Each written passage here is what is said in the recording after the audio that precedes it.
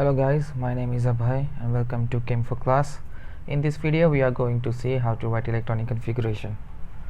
To write electronic configuration, we need to know number of electrons present in an atom, and we can determine that by knowing atomic number.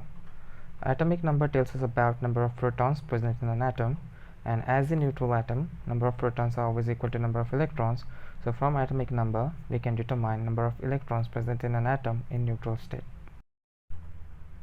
We also need to know about subshells S, P, D and F and how many electrons can each subshell occupy. So each orbital can occupy 2 electrons. In S subshell there is only one orbital, so total number of electrons S subshell can hold is 2.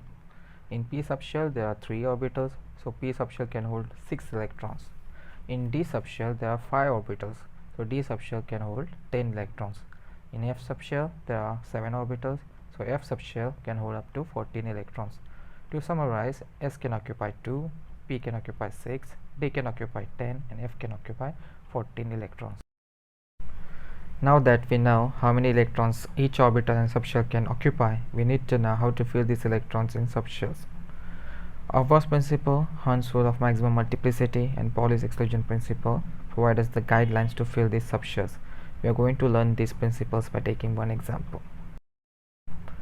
Oxygen, atomic number is 8, therefore total number of electrons in neutral state will be 8.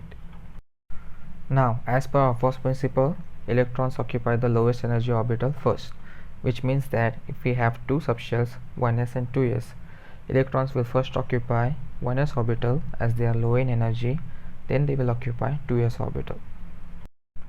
The direction of arrow indicates the order of subshell filling. Remember, this principle only applies to atoms in their ground state. As there are total 8 electrons in oxygen atom, we need to account for 8 electrons of oxygen atom. Electrons will first go in 1s orbital as they are low energy orbital. As s can hold only 2 electrons, so we are going to write 2 in front of 1s.